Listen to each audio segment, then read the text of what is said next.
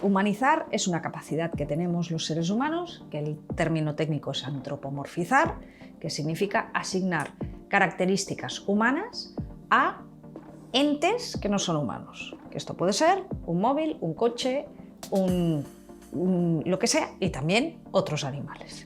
Imagínate que en España, por ejemplo, que es donde estamos, pues traen un animal que es específico de otro lado del mundo, que aquí puede ser depredador para la fauna y la flora, o simplemente que es también inclusive malo para ese animal en concreto, el clima y demás. Sé que esto va a sonar impopular, incluso porque sé que hay gente que les encanta tener exóticos, pero es que son fauna silvestre. Cuando tú sacas de su hábitat en el que ha nacido, le ha tocado, bueno, nacido, ojo, que también les hacen ya, los crían ya en cautividad, pero el que sería su hábitat natural, estás afectando a su bienestar, sí o sí, por un capricho humano. Y veías a los dos gatos súper tensos, pasándolo mal. Dices, y es que además, si alguno de esos globos revienta pasando el gato por el susto que se va a llevar y cuánto tiempo va a tardar ese gato en recuperarse, o si le queda un trauma de por vida. Muy buenas chicos, chicas, bienvenidos, bienvenidas a Net Talking. Este es tu video podcast que aclara dudas. Y hoy estamos con Paula Calvo. Hola, muchas gracias por invitarme. Gracias a ti por venir. Básicamente queremos saber quién eres, a qué te dedicas. Háblanos un poquito de ti. Bueno, yo soy para las redes y demás la doctora Paula Calvo, y en lo que estoy doctorada es en antrozoología. Y ahí es donde, ¿y qué es lo que es esto, ¿no? ¿Y a qué me dedico exactamente? La antrozoología es la ciencia que estudia cómo el ser humano interactúa con el resto de animales. Y por interacción entendemos todo, desde por qué nos comemos a unos, por qué otros los consideramos plaga, por qué otros son miembros de la familia y todo lo que pueda surgir. Entonces, yo me dedico a eso, especializada en animales de compañía. Dentro de esto, pues tengo una parte académica que me dedico dentro de la Cátedra Animales y Sociedad de la Universidad Rey Juan Carlos de Madrid a hacer investigación. Por otro lado, tengo mi propia academia online de este ámbito, de la antrozoología, para ayudar a profesionales del sector, pero también para ayudar del sector animales de compañía, ¿sí? Pero también para ayudar a personas que conviven con perros, con gatos y quieren convivir mejor. Y por último también ofrecemos servicios offline, sobre todo a ayuntamientos, administración, porque claro, la convivencia con los animales de compañía se ha convertido en algo imprescindible para cualquier administración a tener en cuenta, y necesitan asesores que sepan cómo guiarles por el buen camino en ese sentido, y a eso también nos dedicamos. Así que ahí, en plan resumen, porque saldrían un montón de cosas. Muy bien. Pues, hombre, por lo menos para mí es una cosa totalmente nueva, porque, por ejemplo, lo que tiene que ver con animales de compañía y, bueno, animales en general, siempre solemos asociar eso con los veterinarios, ¿no? Sí es verdad que el veterinario también es para cosas más físicas, ¿no? De enfermedades y demás, pero la parte psicológica y demás también entiendo que lo llevan ellos. A ver, es que ahí es donde hay un mejunje. Parece que el que se quiere dedicar a los animales solo es a través de la veterinaria, y no es así. Hay 1000 cosas que se pueden hacer si tu pasión son los animales, y justamente en mi caso yo decidí no estudiar veterinaria porque averigüé lo que tocaba hacer durante la carrera y bueno, las prácticas yo es que no las hubiera soportado mentalmente. Entonces dije, no, para ese tipo de prácticas no voy a superarlas, ya está, entonces no voy a pasar por ahí. Y entre otras cosas que averigüé de esa carrera. Pero es que hay muchas otras opciones. Hay muchos otros servicios, ayudas y demás que necesitan las familias multiespecie, que son estas familias que conviven no solo humanos, sino otras especies. Y aquí sí está el veterinario etólogo, que es como el psiquiatra dentro de la medicina veterinaria, porque claro, dentro de la medicina veterinaria hay traumatólogos, oftalmólogos, oncólogos, medicina interna, igual que en medicina humana. O sea que hay una gran variedad, y una de ellas es el psiquiatra, por decirlo así, que es el etólogo, el veterinario etólogo. Luego hay etólogos no veterinarios, como es mi caso. Yo soy especialista en comportamiento animal también. Y luego hay educadores caninos, educadores felinos, hay peluqueros especialistas en perros o perros y gatos o solo gatos. Es que hay rehabilitadores, fisioterapeutas, solo de animales de compañía. El abanico es enorme, cada vez más. Y todo lo que son servicios de pet sitting, que es pues, cuidar de nuestros animalitos cuando no estamos en casa y necesitas quien se ocupe. Bueno, un sinfín. Sí, nutricionistas, sí. Cada vez hay más. Inclusive cosas nuevas. Por ejemplo, yo ahora en TikTok vi un chico, seguro que lo habrás visto, que es como un curandero, de esto que te Es osteópata. Osteópata. Un osteópata, sí. Un osteópata de animales de compañía. Luego incluso ya salen quien se dedica a toda la familia multiespecie integrada, como son las, porque sobre todo son las coach multiespecie.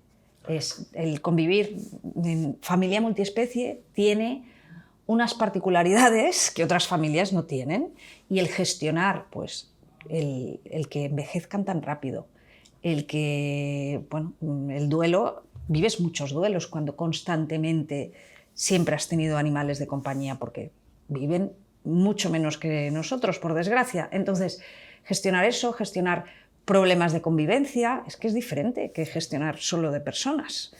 Entonces, hay coaches, hay psicólogos, hay centrados en este entorno multiespecie. Incluso hay abogados especialistas en derecho animal.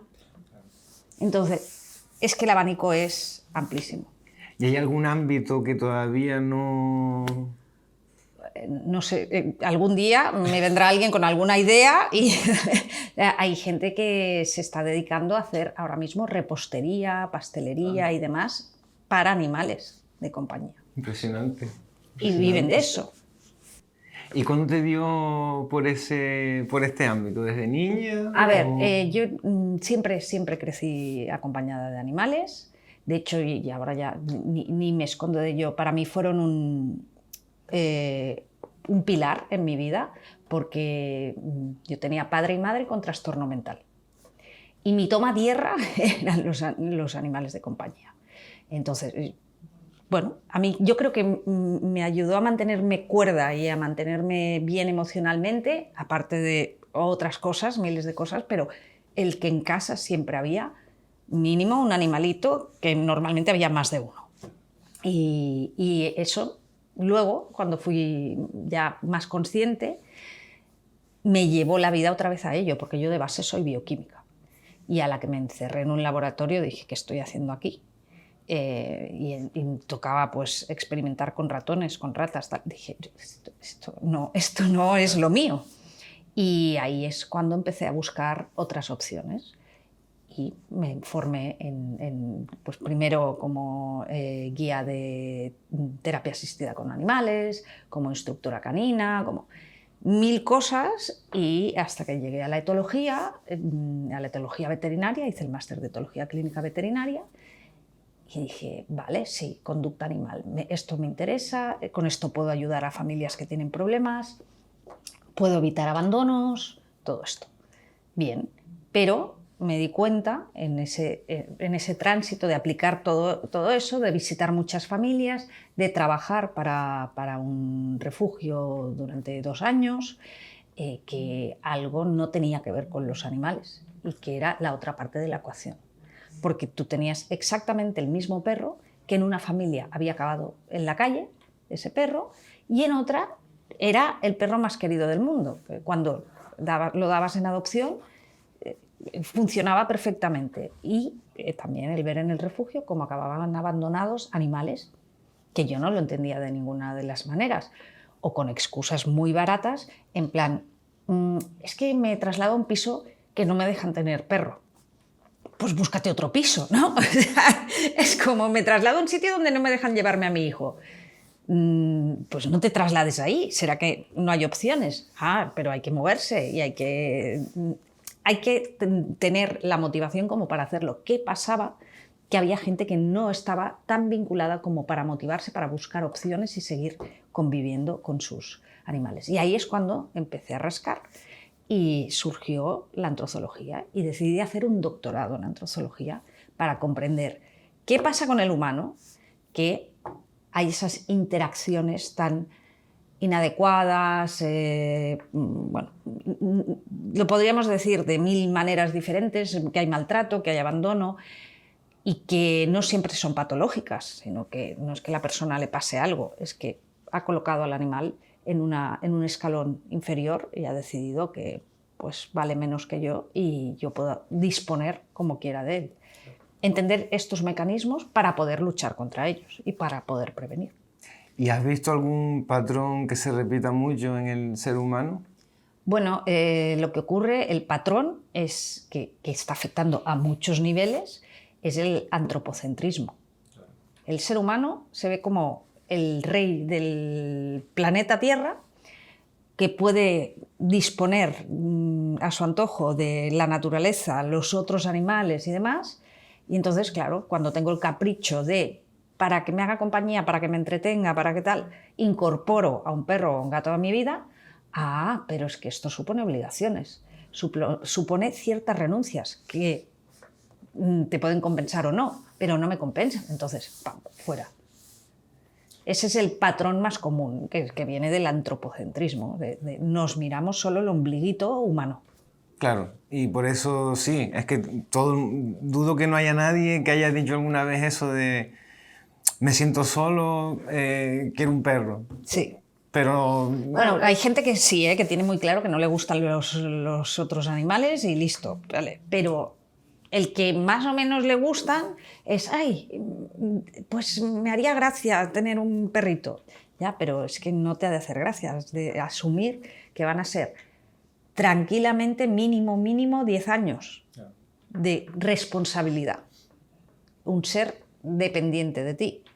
Si no vas a adquirir ese compromiso, si no piensas en todo eso que te va a aportar, pero lo que tú deberás aportarle, no lo hagas. Nadie te obliga. Y bueno, veo que compartes mucha información valiosa en redes, ¿no? En Instagram. Intento. No, lo haces.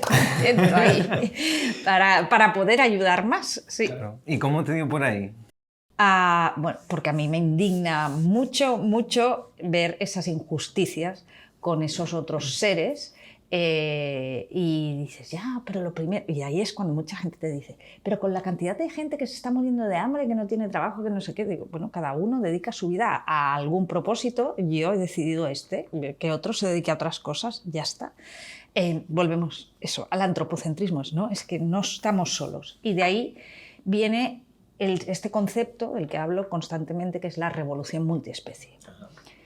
Porque una revolución pacífica y es una revolución más de divulgación, de información, de buscar cambiar percepciones de la gente y con eso lo que pretendemos es que el ser humano se dé cuenta de que no estamos solos, que la sociedad, sobre todo en cuanto al tema animales de compañía, es multiespecie.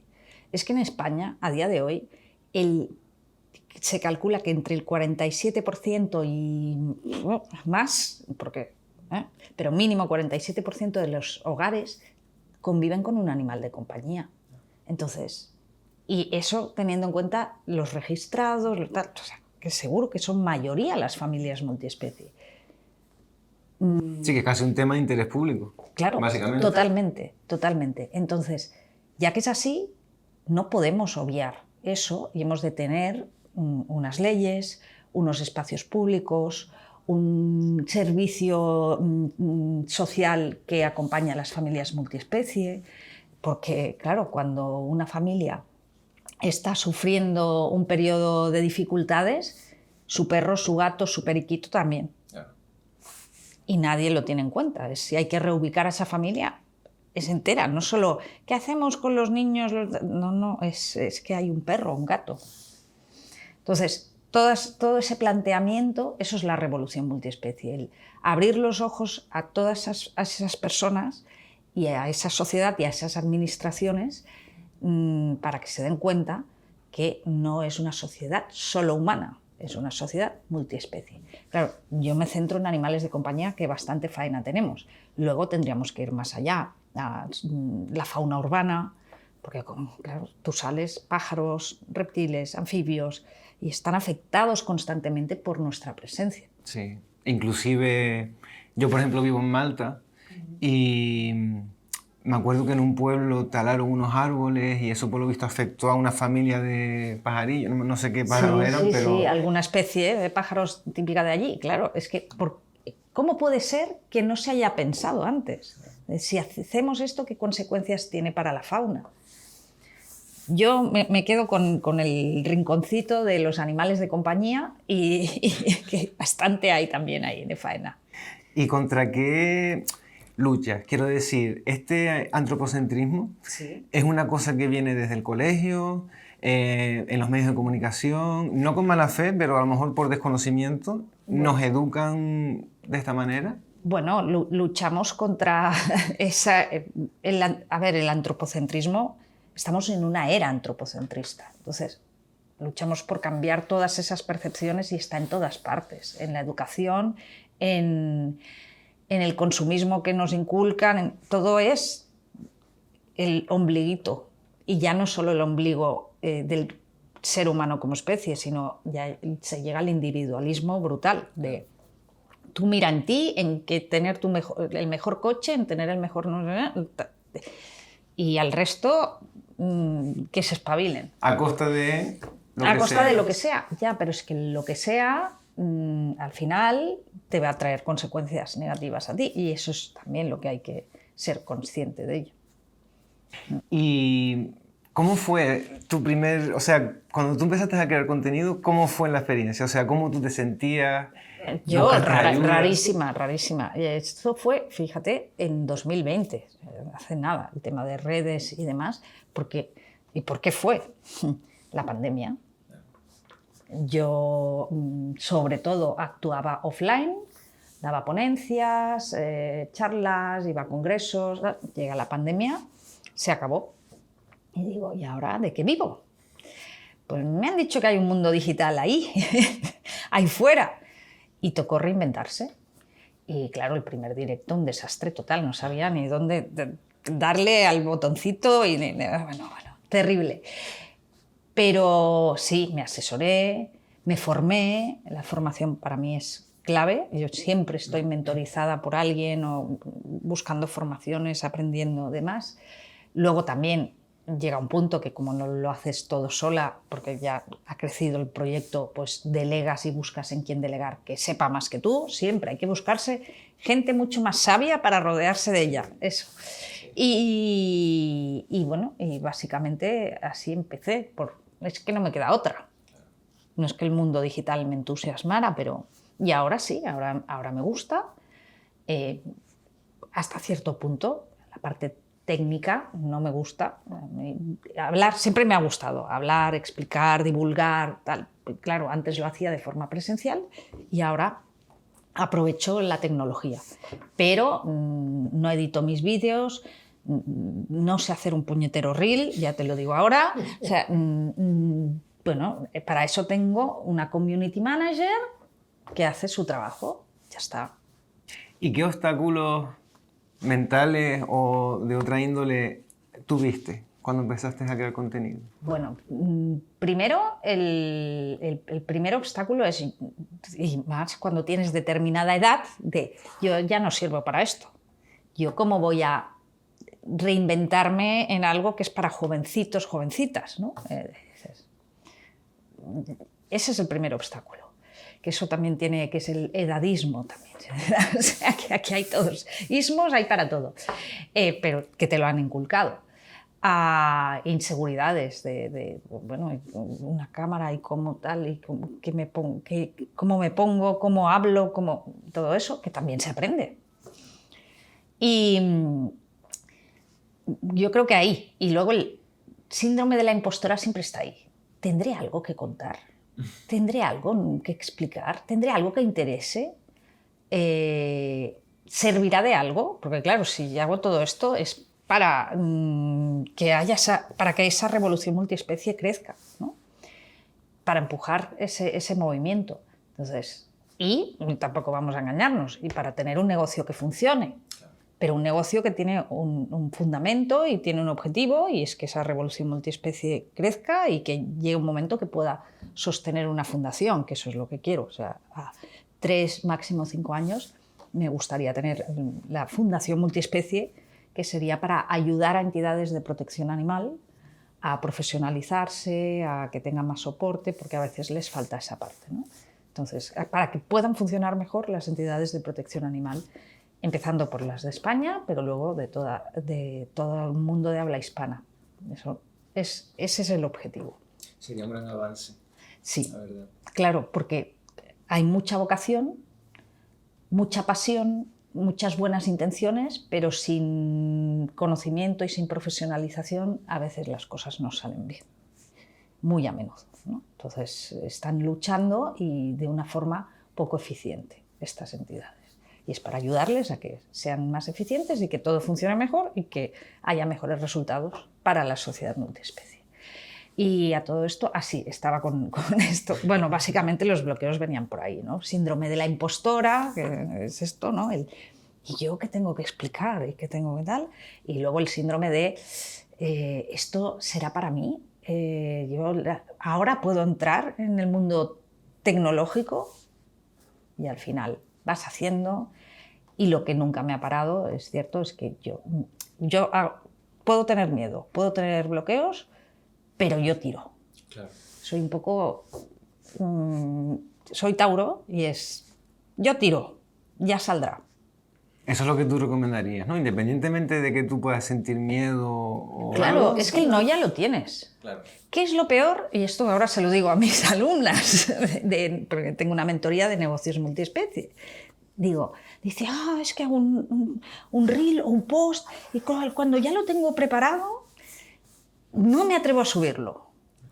Digo, a ver, ¿qué es lo peor que puede pasar si lo subes? ¿Que no lo vea nadie? ¿Qué más da? Ya habrás aprendido que ese tipo de contenido no interesa, ya está. Y de eso sacas un aprendizaje. Pero ¿qué es lo peor que puede pasar? ¿Que haya alguien que te hatee? Señal que alguna fibra has tocado. Claro. Lo peor es la indiferencia. El que alguien reaccione, sea para bien o para mal, está significando que estás moviendo emociones. Por tanto, no es problema que te hateen, pero sí hay que saber gestionar eso. ¿Y qué beneficios te ha reportado crear contenido? Bueno, primero, llegar a mucha más gente que podría haber llegado profesional, o sea, como antes, ¿no? Que iba a congresos y llegaba a un entorno muy concreto y demás, y así llegas al gran público, ¿sí? Poder hacer que la palabra antrozología y el concepto antrozología exista en la mente de gente, ¿no? Y luego el poder hacer crecer un negocio. Yo ahora trabajo solo, básicamente teletrabajo, y eso me permite tener un estilo de vida que es perdida en el campo, con mis bichitos y aportando valor desde allí. Y es el estilo de vida que a mí me gusta. De la otra manera me hubiera tocado continuar moviéndome un montón cada día, pasando horas fuera de casa, coche para arriba, coche para abajo, y ahora lo justo y necesario. ¿Y tu entorno qué decía al principio? Cuando te veían que tú te grababas y demás. No, yo justo con mi entorno no he tenido problema ahí. También porque es cierto que claro, también cuando te pasa esto más mayorcita, por decirlo así, tu entorno ya está muy seleccionado. Claro. Ya has limpiado mucho el entorno. Y todo el mundo, pues qué bien, qué valiente, te he visto, no sé. O sea, todo eran ánimos en ese sentido, así que bien. No fue un problema. Además, como me conocen y saben que si me planteo algo voy a por ello, pues tú tira. Bueno, Paula, vamos a hablar de tu nicho. Venga. Cuéntame un poquito, es verdad que ya diste una pequeña introducción, pero ¿qué es la revolución multiespecie? la revolución multiespecie es una revolución de conocimiento y ciencia, que lo que quiere es cambiar la percepción que hay socialmente de lo que es familia multiespecie y sociedad multiespecie. Que pasemos de antropocentrismo a esto es multiespecie, no hay un centro del universo y mucho menos solo el ser humano. Somos multiespecie y para sobrevivir como especie humana hemos de tener en cuenta eso, porque ya hace miles de años que el lobo se convirtió, se domesticó y apareció el perro, miles de años que el gato salvaje africano se domesticó y apareció el gato, y otras muchas especies, y el ser humano ya no puede sobrevivir sin esas especies. Y es eso, la revolución multiespecie. Si somos conscientes que los necesitamos para estar bien, también habrá que tratarlos bien a ellos. Y tratar bien a las familias que son multiespecie, porque servicios y demás que hay que pensarlos para una sociedad que es multiespecie. ¿Y tú has mirado algún estudio científico o tú misma analizando la realidad? ¿Qué predicciones hay para el futuro si no se respeta, o sea, si no se busca esa armonía? En cuanto a ese... Claro, los estudios científicos son o retrospectivos, van hacia el pasado, o de estudio del presente. Pueden decirte hacia dónde van las cosas un poco en el futuro, pero eso ya son todo predicciones y suposiciones, y eso no sería ciencia. Lo que sí sabemos es que la presencia de animales de compañía y una presencia bien estructurada, con respeto, etcétera, lleva a una sociedad más empática, lleva a una sociedad donde hay una ayuda entre personas mucho más potente, y dices, ¿pero qué tendrá que ver? Pues sí, tiene que ver, está todo estudiado, ahí es lo que se llama capital social. En la sociedad, el capital social es todo aquello que es intangible, pero que aporta a nivel social para que vivamos mejor en sociedad, ¿no? Y, por ejemplo, una de las cosas que hace que haya más capital social es cuando hay redes de voluntariado, asociacionismo y demás, ¿vale? Pues se ha visto que los animales también son parte de los otros animales, de este capital social, que, por ejemplo, donde hay más animales de compañía, en barrios donde hay más animales de compañía, ciudades, tal, hay un índice de criminalidad más bajo, hay más voluntariado, más asociacionismo, etcétera, etcétera. O sea, va ligado. Y es porque nos hace mejores humanos, claro, convivir con otros animales. Así que partamos de ahí, de lo que aporta a nivel psicológico. Luego también sabemos que hay beneficios físicos por convivir con animales de compañía. Entonces, incluso hay estudios que demuestran que aportan tal beneficio que suponen un ahorro a nivel de salud pública, porque las personas que convivimos con animales de compañía, en la mayoría, están mejor físicamente que otras, que el resto. ¿Por qué? Porque llevas un estilo de vida más saludable, lo que sea. Las causas aún están por discernir, pero va relacionado. Por tanto, nos hace mejores personas, hace una mejor sociedad y hace que estemos más saludables. Si ese factor desaparece de la ecuación, la conclusión es: vamos a tener una sociedad menos empática, vamos a tener una sociedad con menos capital social y vamos a tener peor salud. Pues eso. ¿Y hay algún país o zona del mundo que sea como referencia en este ámbito? Sí, a ver, en cuanto a la antrozoología en sí, tenemos que los reyes de la antrozoología, en cuanto a estudiarlo y aplicarlo y demás, son sobre todo ámbito anglosajón, pero y germánico. O sea, Austria, Alemania son muy potentes con todo esto. Y luego un país que ha dado un vuelco en la última década es Holanda, también se ha convertido en un referente. Y luego tenemos Australia y Canadá, Gran Bretaña también, y por último hay Estados Unidos, que están, pero dentro del mundo anglosajón, aunque son potentes a nivel de estudio de antrozoología, la parte de la aplicación y demás tiene también sus más y sus menos, pero también es potente.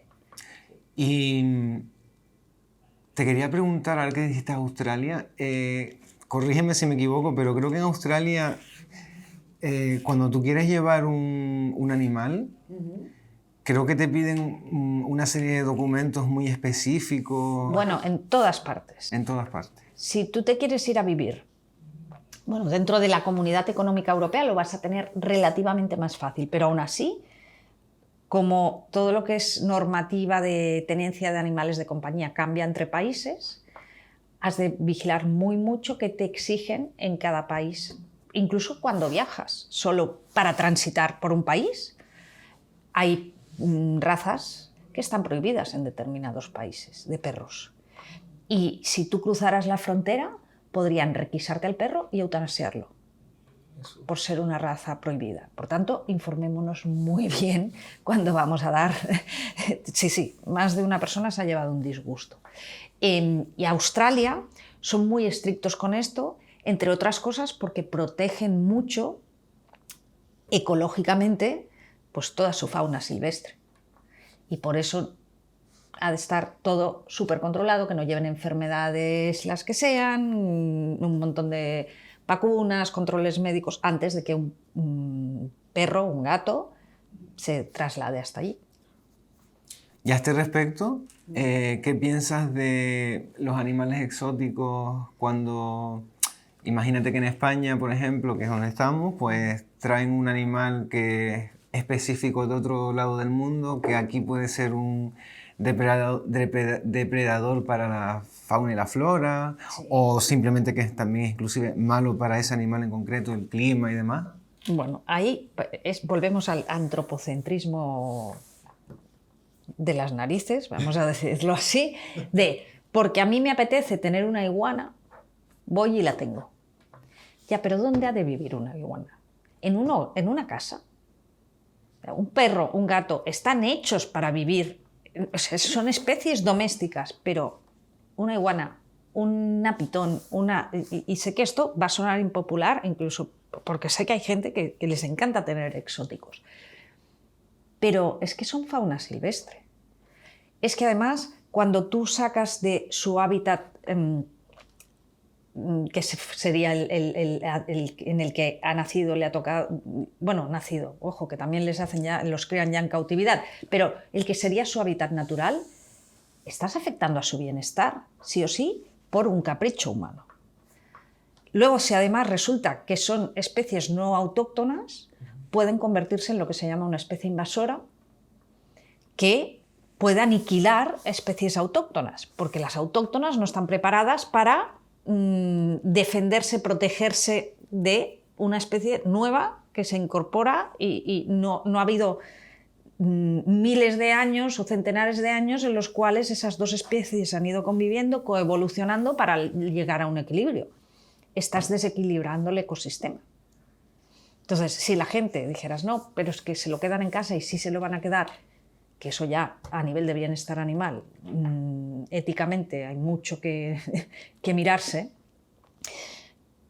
pero luego es que viene el peligro ecológico, porque igual que se abandonan perros, gatos, pues se abandonan iguanas, cocodrilos, caimanes y de todo, porque te llevas sorpresas desagradables cuando vas a centros de recuperación de anfibios, de reptiles, porque hay uno aquí en Cataluña que, claro, es que te encuentras de todo y son animales abandonados.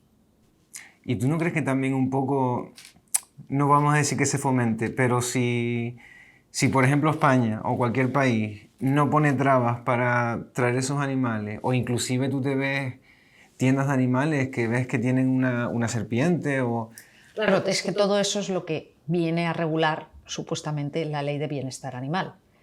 Pero la ley fue aprobada en septiembre de 2023, ahora llevamos unos mesecitos, pero luego la ley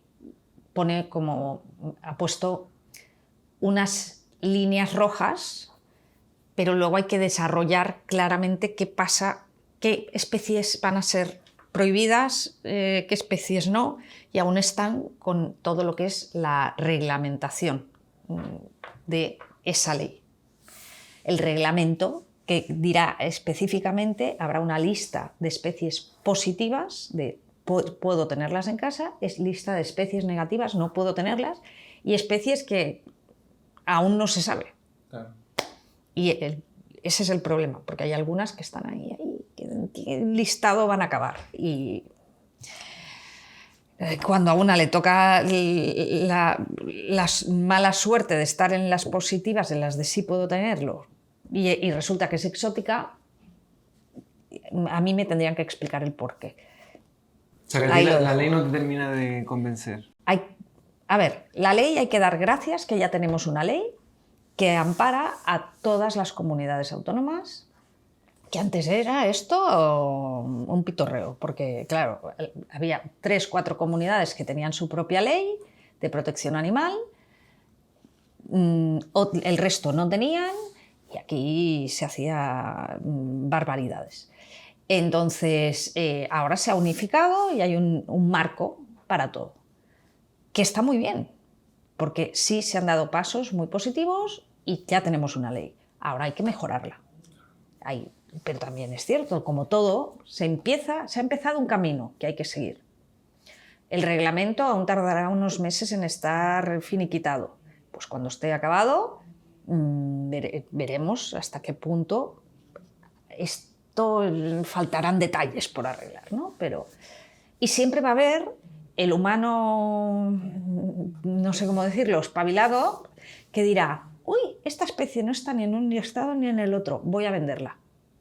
La traigo del Congo belga, el periquito no sé qué con colores, siempre habrá otro humano dispuesto a, quiero tener el espécimen más rarito, más diferente, tal, por eso, por ponerme la medallita, y entonces empezará ese mercado. Y cuando ya llevemos una invasión de no sé cuántos de esos periquitos extraños, pues entonces alguien dirá, ay, pues hay que ponerla en el listado de negativos. Ya. Y así estamos. O sea, que digamos que en algunos aspectos la ley es más reactiva que... No, siempre. La ley va por detrás del ritmo que sigue la sociedad. Claro. Para mí, en todo, pero en el ámbito de protección animal, siempre. ¿Por qué han tenido que regular al final esto? Porque hay una presión social por regular esta parte de protección animal. Si no, ¿de qué se iban a meter ahí? ¿Y en qué medida afecta, entre comillas, la ley a los particulares que tienen mascotas en casa? Bueno, el tutor de perros, gatos y otros animales de compañía va a tener que cumplir con una reglamentación, que hasta ahora obligatorio determinadas cosas solo eran en esas comunidades autónomas que tenían la ley. Así que pues va a tener que estar el animal chipado, sí o sí, identificado de alguna manera, censado, sí o sí, que ahora te explicaré, y cumplir con una serie de requisitos, de ocuparte de él y demás. No podrá estar X horas solo, muchas cosas, ¿no? Muy bien, es muy bonito ponerlo sobre papel, pero ¿quién va a controlar eso? ¿Quién va a ser el policía o la policía o el inspector de Hacienda, no, de protección animal, que va a ir casa por casa picando, oiga, su gato está identificado, está censado? Porque los gatos, la mayoría están dentro de casa, no salen. Nadie es consciente. Mira, los perros aún que tienen que sacarlos a pasear. Y si los sacan, que esta es otra, ¿cómo vas a comprobar que se cumple? Esto es lo que a mí el reglamento me tendría que solventar, ¿no? Claro. ¿Quién va a estar comprobando eso? Porque en Cataluña, que es una de las comunidades que desde el 2009 tiene una ley de protección animal potente y tal, seguimos teniendo que la mayoría de animales no están censados, ni están chipados, ni nada. Solo 1 de cada 4 perros que entran en un refugio en Cataluña llevan chip. Y solo se calcula sobre un 5% máximo de gatos están censados. O sea, es de risa. Una normativa desde del 2009. Entonces, ¿que está muy bien lo que dice la ley? Sí. ¿Cómo se va a hacer cumplir esa ley? ¿Que te da herramientas? También, porque yo sí sé que algún ciudadano está incumpliendo muy mucho y eso pone en compromiso el bienestar de un perro, un gato, lo que sea, pues puedo denunciarle, porque hay una ley que me ampara. Bueno, eso puede ser también un poco, ¿no? Que la gente pueda ser de árbitro. Sí, Pero está un sí. poco a voluntad de eso, de la, ¿cómo se puede decir? De la proactividad de cada uno, de decir, Sí. yo voy a tomar partido y voy a denunciar que mi vecino... Tiene el perro siempre fuera en el patio y no sale nunca a pasear y no tal. Vale, eso puedes hacerlo. Pero claro, ya es una voluntad particular, porque no va a haber el inspector. A ver, es también meterse en casa de cada uno, y lo mismo podríamos decir de protección infantil y de protección de personas de la tercera edad. Pero estamos hablando de muchos animales que están ahí fuera y están en situación ilegal. Aparte de otros puntos de la ley que discrimina a determinados perros, como son los perros de trabajo, que estos no han de cumplir la ley. ¿Cómo que perros de trabajo? Perros de caza, perros de... se ha puesto perros de trabajo, pero de lo que más hay es de caza. Perros de rescate, perros de policía, perros de terapia, no han de seguir, no tienen estas obligaciones. Hay un problema... Y los de experimentación mucho menos. Porque claro, tú a un perro de un hogar me parece perfecto que no se le pueda hacer daño de forma intencionada, pero en un laboratorio sí. Legalmente se puede. Esto no tiene ningún... Que la ley está bien, porque es un primer paso, pero queda mucho por hacer. Queda mucho por hacer, claro. Y ahí es parte también de la divulgación, esto no se ha acabado aquí. La revolución multiespecie busca que la ley sea mejor y que no sea una ley solo en España, sino que todos los países tengan su ley de protección animal. ¿Y eso no puede chocar un poco con las costumbres de... Bueno, aquí entramos en el relativismo cultural. Totalmente. Pero tú imagínate un país, es que no sé, no, porque desconozco totalmente, pero tú imagínate un país que tenga por costumbre hacer algo con los animales o con un animal en concreto. Sí, bueno, pero como aquí, o sea, hay tradiciones, y ahora vuelvo a poner, porque es la manera en que las personas entendemos, con las metáforas que digo antropomórficas, vamos a ir a poner una metáfora con humanos. Bueno, y si un país lapidaba a mujeres, que vamos ahora porque busquemos la igualdad, ¿ya no van a poder lapidarlas? Pues no, porque eso es evolución como sociedad. Claro. Pero ese sería un obstáculo con el que habría que luchar también, entonces, ¿no? Sí, pero es que este obstáculo lo tenemos en España. ¿Sí? Sí. Ahora mismo, por ley, ya no se pueden matar indiscriminadamente a perros y gatos que que están en situación silvestre, ¿no? Porque al final vienen de que han sido abandonados o ellos o alguna generación anterior de ellos, ¿no? Dices, bueno, vale, me parece lógico que no se pueda, porque un perro esté suelto y tal, dispararle y matarlo. Hasta ahí te parece normal, ¿no? Y que esto debería ser en todas. ¿Crees que lleva pasando, que esta protección de perros y gatos ha estado siempre? No, hay... ¿cómo decirlo? Presidentes de comunidades autónomas que pusieron el grito en el cielo y dicen que yo ya no voy a poder matar a los gatos que me sobran. Y dices, que esto estaba pasando en España. Claro, pusieron el grito en el cielo en septiembre de 2023 porque veían lo que les venía encima. Claro. De hecho, en Canarias hubo mucho revuelo con ese tema porque, como venía en septiembre, ¿no? Y sí, fue en toda Canarias, se dieron permisos para cazar perros y gatos silvestres antes de que llegara la ley, antes de que se pusiera... Y claro, las entidades animalistas saltaron todas y tuvieron que echar para atrás. Y volvemos a que, al final, hay una realidad social que supera a la normativa que ha existido hasta ahora y que hizo incluso que en un lugar donde era normal, si hay gatos y perros en la calle, voy a aniquilarlos, ya no puedan hacerlo. Pero es que dijeron, uy, nos quedan 3 mesecitos en verano, venga, hay que limpiar. ¿Cómo? Y ahí, como saltó, claro, porque hoy en día las redes tienen ese poder también, para bien y para mal, pero tienen ese poder. Y se pudo frenar antes de que ocurriera lo que iba a ocurrir. ¿Y dónde puede la gente consultar? Dudo mucho, a ver, no es por insultar a la inteligencia de las personas, pero vamos a decir, ¿dónde puede la gente informarse sobre la ley de una forma...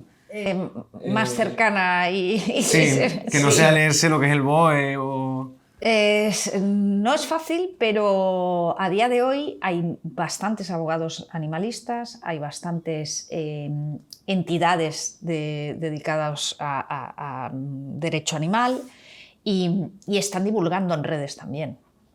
Y entonces ahí es donde puedes preguntar, puedes informarte y están divulgando esos detalles de las leyes. Sí. Bueno, y dentro del ámbito doméstico, ¿Sí? me gustaría saber, habrá de todo, pero ¿qué acciones que en un principio son bien intencionadas son malas para los animales y no lo sabemos? Ay, Dios, es que, claro, esto es complicado. Sí, que son bien intencionadas. Sí, hay muchas, pero la base es que las personas desconocen lo que necesitan de verdad sus perros, sus gatos, lo que sea, ¿no?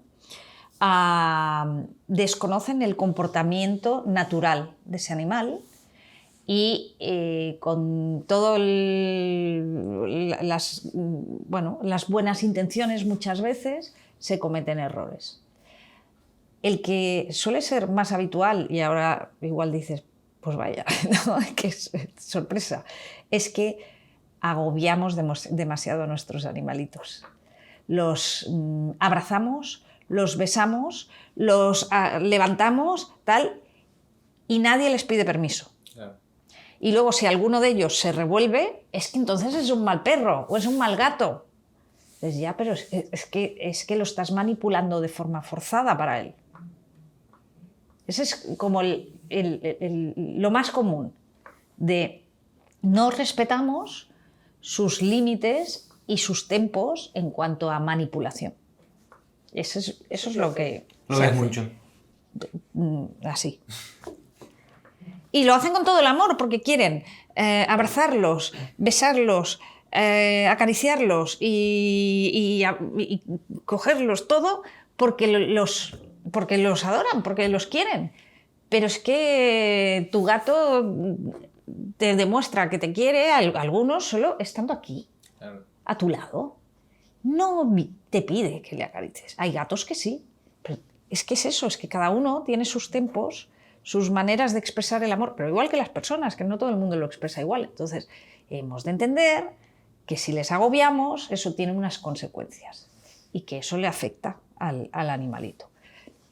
Otra parte es no cubrir las necesidades básicas comportamentales, que son los perros necesitan mordisquear, los perros necesitan jugar cada día, los perros necesitan sí o sí pasear cada día. Todo eso del cada día que nos cuesta cumplir, ¿sí?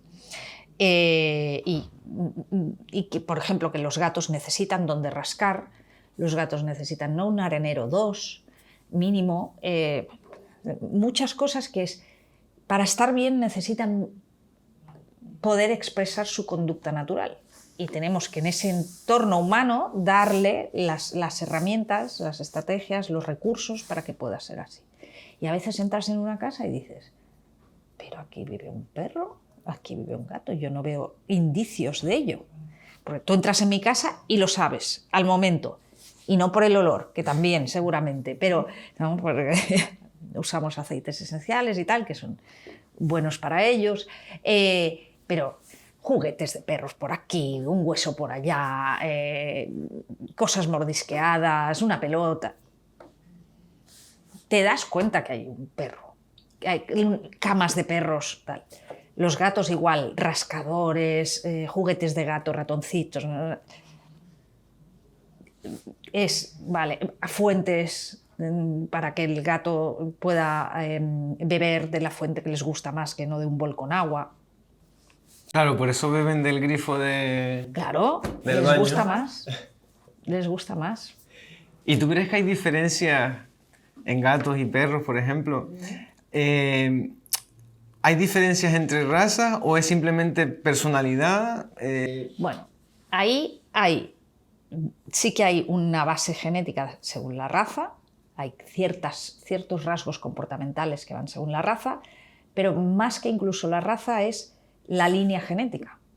Cómo eran los padres, los abuelos, tal. Entonces, ya no es tanto la raza, que también hay ciertos rasgos de la raza, sino de qué línea vienen genética. Son criadores y demás, vigilan mucho esta parte. Luego tienes que además hay la personalidad individual, que va a depender no solo de esa línea genética, sino de exactamente cómo eran en muchas cosas padre y madre, con qué se ha quedado el cachorro y qué le pasa en esas primeras etapas de vida al perro o al gato. Y eso es lo que va a marcar su personalidad. 50% genética, 50% entorno. Y los primeros meses de vida son fundamentales para un perro, los primeros 3 meses, y de hecho, y en el gato son las primeras 9 semanas. Lo que pase ahí les marca de por vida la personalidad. Entonces, claro, y muchas veces te llegan que esa etapa está más que superada. Y tú te encuentras un producto de personalidad con el que vas a tener primero que averiguar cómo es y segundo, bueno, convivir. Y quería saber, ¿hay traumas y se pueden corregir? Ahí es exactamente igual que las personas. ¿Hay traumas? Sí, por supuesto. Y más lo que haya pasado en esa primera etapa que llamamos etapa de socialización, ¿no? De la etapa de infancia, del perro, del gato o del animal que sea. Hay traumas, sí.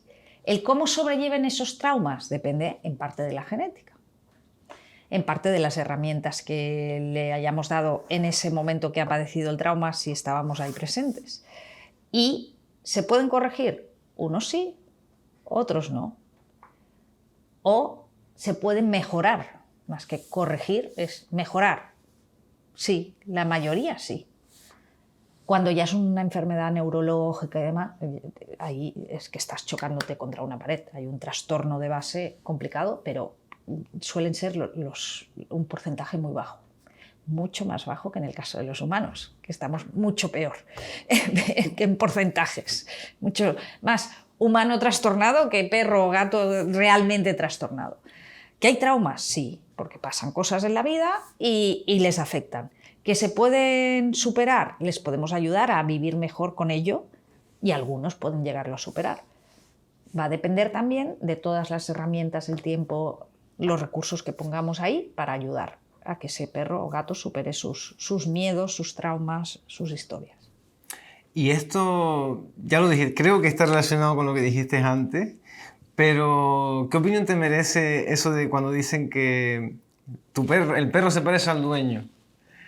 O como que es una extensión de... No, es que no es opinión, es que hay estudios que demuestran, hay contagio emocional, hay pues muchas cosas que hacen que un perro se parezca mucho a su tutor o tutora en ciertos aspectos o que al menos el hecho de cómo le trata su familia humana le lleve a ser de determinada manera. Que sean exactamente iguales no tiene por qué, pero sí que se ha visto correlación entre personalidad de la persona referente del perro y el perro. O el gato, así hay cosas, hay cosillas ahí. Sobre todo cuanto más vínculo tienen.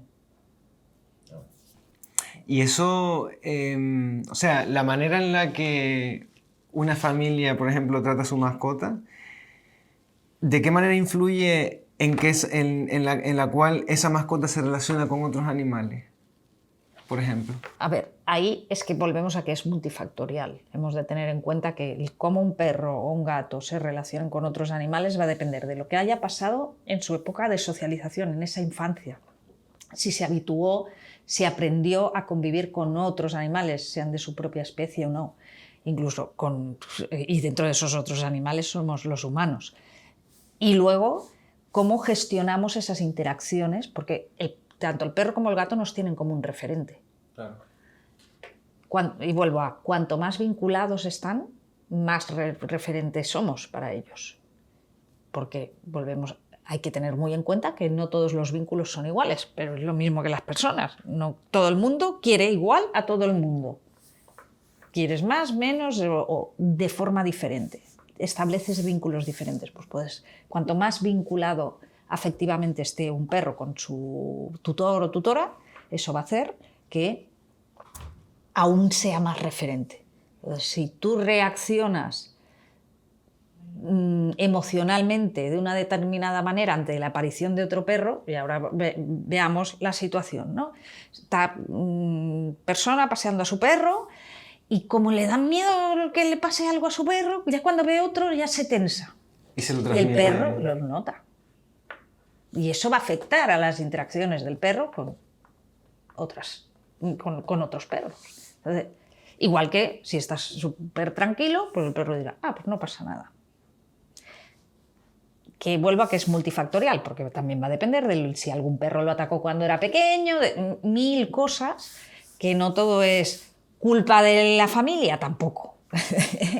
Es multifactorial, pero el factor humano y cómo les transmitimos en cada momento lo que les transmitimos es importante. Y es que hay muchos temas con los No, que claro, es que no hablar. acabaríamos esto, no acabaríamos, vamos bien. Háblame de la humanización de los animales. Bueno, el ser humano tiende a humanizar y el humanizar no es blanco-negro. Estoy humanizando, eso es fatal, no humanizo, qué bien. No.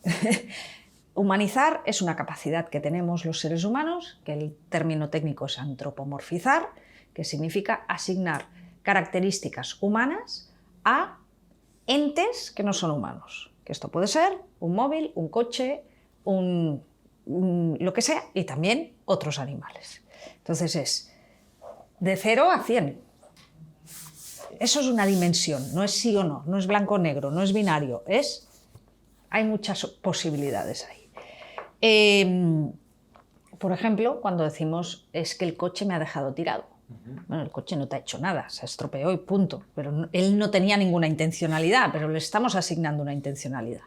Ya el punto al que hay gente que sí que cree que su coche le hace cosas o que, bueno, sí, o le hace la vida imposible, ¿vale? O la lavadora porque se ha estropeado y es que me quiso fastidiar el día. Sí, ya está, ¿no? Se levantó mal. Sí, es la lavadora. Entonces, eso es humanizar. Es una capacidad que tiene el ser humano que nos hace humanos. Y que es una capacidad de abstracción brutal, ¿sí? Y que nos permite empatizar. El pensar que el otro siente, padece y tal, igual que lo hago yo. Y es tan brutal la mente del ser humano que permite que asignemos esas características a otros entes y a otros animales. Pero eso nos permite justamente pensar que mi perro puede sufrir, puede padecer, puede pasarlo mal, pero mi perro también puede quererme, claro. Mi gato puede vivir feliz.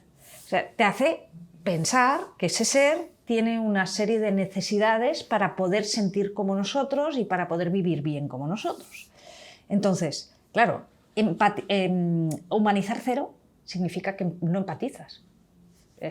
no le asigno ninguna característica de las humanas, nada. Ni ese ser ni siente ni padece. Eso no es bueno. Humanizar al 100% quiere decir que le asignas características que no le pertocan como especie y que las consecuencias pueden ser negativas, como por ejemplo el pensar que un perro, porque es chiquitito y jovencito, ha de ir en un carrito y como un bebé.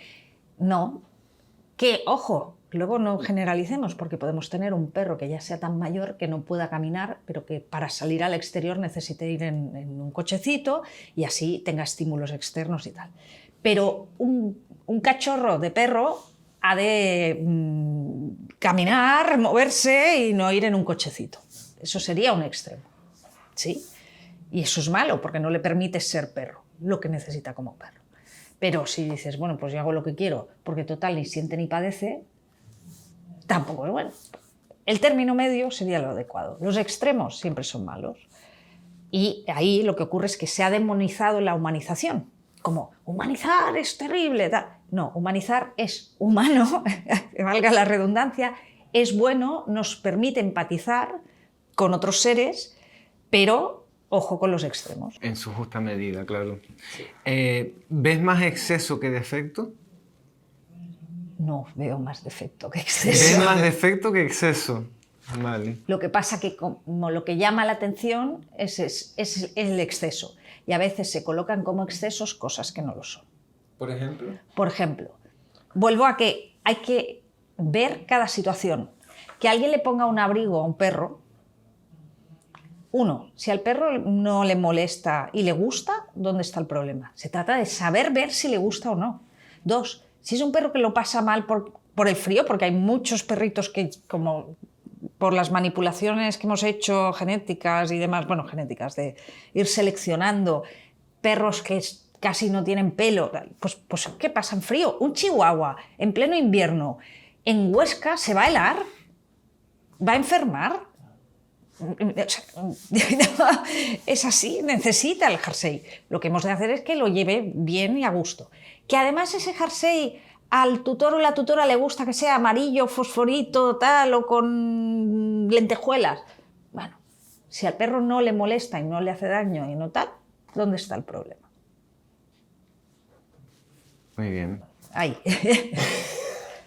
No, gracias, porque eso, por ejemplo, yo no lo conocía. O sea, lo de la escala de grises, que es verdad que tiene toda su lógica. Bueno, quería saber un poquito, aparte de tu misión, ay Dios mío, aparte de tu misión informativa y educativa y de prevención y demás, lo que tiene que ver con mentoría o formación. Sí. ¿En qué sentido tú puedes ayudar a personas particulares, emprendedores, empresas, organismos? Sí, que ahí tenemos un repertorio de servicios, formaciones y demás. Bueno, a nivel de organismos públicos y privados también, entidades de protección animal, hacemos asesorías privadas y ajustadas a las necesidades que puedan tener, ¿vale? Entonces eso ya va de reuniones, ver que, por ejemplo, no, es que necesitamos que reviséis el refugio y que nos digáis dónde está fallando la parte de bienestar animal, si es que está fallando, o cómo podemos mejorar las adopciones, o cómo podemos lograr que el voluntariado esté más implicado. Todo esto es antrozoología y es etología y asesoría completa en ese sentido. O una empresa que te diga, mira, sé que cada vez tenemos más empleados que tienen animales de compañía y quiero tener un espacio para que puedan traer a su animal de compañía. ¿Cómo adapto mis instalaciones para que eso sea posible también? Y así 1000 opciones para hacer que la vida multiespecie sea posible, cada vez más posible y más respetuosa en nuestra sociedad. Luego, a nivel de academia online, ahí tenemos tanto formación para particulares que quieren aprender más del comportamiento del perro, del gato, bueno, ahora empezamos a tocar tema caballo también, de la convivencia, del vínculo, de cómo mejorar el vínculo, de cómo mejorar esa convivencia. Todo eso también está ahí. Y luego está la parte de conviértete en profesional. Mira, es que a mí siempre me han gustado los animales y quiero dedicarme a ello, pero soy, yo qué sé, soy economista. Tranquilo, tranquila, que hay opciones y no hace falta que sea ser veterinario. ¿Sí? Hay 1000 opciones, pero vamos a escoger la que a ti te encaje. Entonces tenemos varias formaciones en ese sentido y si no, asesoramos para que vayan a otros profesionales que les pueden ayudar con ello. Y luego, el que ya es profesional, ¿qué ocurre? Que quiere pues, obtener más resultados. Y ocurre que nos enseñan mucho a la conducta del perro, el manejo del perro, la conducta del gato, el manejo del gato, ya, pero ese perro, ese gato van con un humano, que es tu verdadero cliente, es el que paga los servicios. Tienes que aprender ese manejo del humano. También formación para los profesionales para que comprendan bien ese vínculo humano-animal y puedan pues, tener una buena gestión del cliente humano que va con el perro o el gato. Y por último, aquella gente que tiene sus negocios, sus proyectos montados o quiere empezar a montarlos, que volvemos a, nos han enseñado mucho del perro, del gato, del animal que sea, pero no te han enseñado nunca a llevar un negocio. En general no nos enseñan a ser emprendedores, empresarios ni en la escuela, ni nada, ni en la universidad. Nada, es usted aprenda esta profesión, ya, pero ¿cómo monetizo esta profesión? ¿Cómo vivo bien de esta profesión? 9 de cada 10 negocios que nacen hoy, en 5 años, ya no sobrevivirán, de lo que sea. Y es porque hay una carencia en enseñarnos a saber llevar nuestras finanzas, nuestro marketing, todo esto. Entonces, y el nicho es especial, el nicho de animales de compañía, de familias multiespecie y demás. Entonces, hemos creado una mentoría para negocios multiespecie, para que esa persona que sabe de animales sepa también tener un negocio de animales. Ojo, siempre respetuoso, ético. Hay negocios que no los queremos ni ver, ¿no?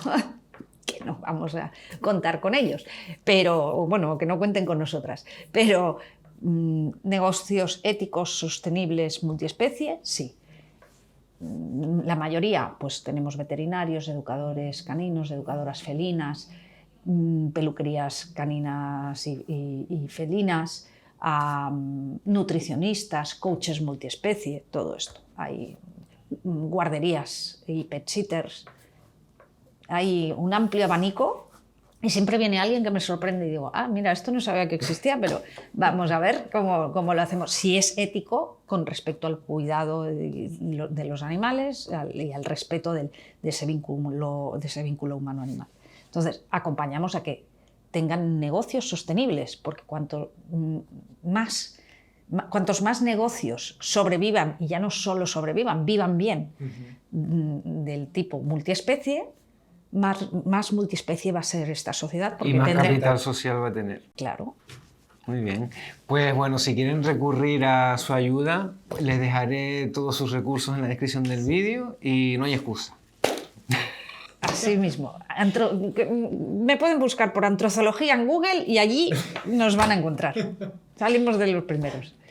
Bueno, Paula, pues vamos a acabar con unas preguntas cortitas. ¿Listo? Y quería saber primeramente cuál ha sido el mayor logro para ti. Para mí, ahora, después de 21 años dedicada al sector animales de compañía, tener finalmente un negocio sostenible, rentable y que me da el estilo de vida que quiero. Eso ha sido un logro, porque durante mucho tiempo pensé, bueno, tengo que conformarme con que me dedico a lo que me gusta. Claro. Y sobrevivir dedicándome a lo que me gusta. Y no, se puede vivir bien y atender a tus necesidades y la de toda tu familia multiespecie, porque claro, tengo 5 a cuidar y a alimentar. Y a colación de esa pregunta, sí. ¿Qué es para ti el éxito? Para mí el éxito es eso, es poder tener el estilo de vida que quiero, que para mí es casita en el campo, trabajar desde casa. El éxito será, ya para mí, el éxito de verdad será tener una fundación que se sostenga sola y que sea mi legado. Es decir, el día que yo me muera, que sepa que eso ya tiene todo montado para que sin mi presencia funcione. Eso será el éxito. Ese será el éxito. Total. Lo Ahora veremos. mismo estoy en un éxito que no me quejo, ¿eh? Pero ese será el éxito. Muy bien. Y bueno, tengo una pregunta de Daniel. Gracias, Daniel, por tu pregunta. Y es, si has usado alguna técnica, puede que sea una pregunta complicada, ¿has usado alguna técnica específica para que algún vídeo tuyo sea viral?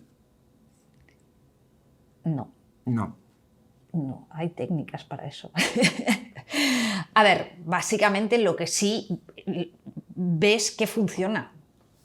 Y dices, bueno, pues a la gente le gustan los vídeos donde se ven gatos, manipulaciones de perros o de gatos inadecuadas y que yo diga qué es lo que está mal ahí. Pues sabiendo que eso funciona, pues lo hago. Es lo que hace. Y además escojo vídeos que ya han sido virales y que supuestamente son graciosos. Y eso, porque además todo eso me indigna un montón, es que así estamos enseñando cómo no se debe hacer. Que no.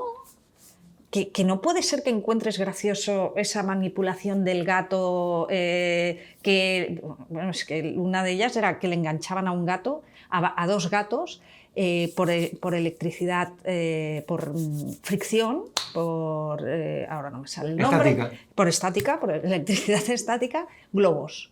Y veías a los dos gatos súper tensos, pasándolo mal. Dices, y es que además, si alguno de esos globos revienta pasando el gato por el susto que se va a llevar y cuánto tiempo va a tardar ese gato en recuperarse, o si le queda un trauma de por vida. Y riéndose tal, y un montón de likes, y yo, no puede ser. Entonces, ves, vídeo viral de lo que supuestamente es gracioso, y digo, pues esta es mi como Explica técnica. las consecuencias de ese tipo de... Claro, y decir, esto no, esto no es gracioso.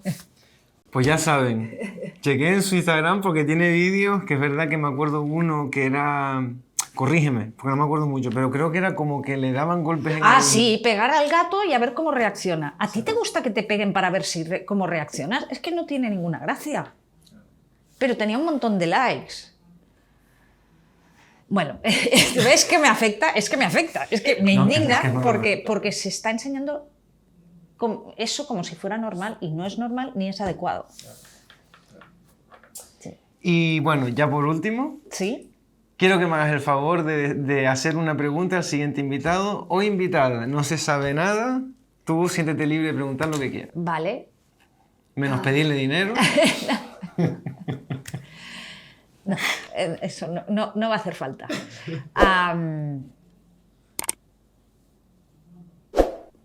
Es que... me has pillado en frío, ¿eh? No te preocupes, no te preocupes. Luego cortas. A ver, es que ¿qué significa para ti el éxito? Tú ya lo has dicho, ya luego se lo preguntas. Si quieres relacionado con tu campo. Sí. ¿Qué significan para ti los animales de compañía? Vale. Dilo otra vez, en plan...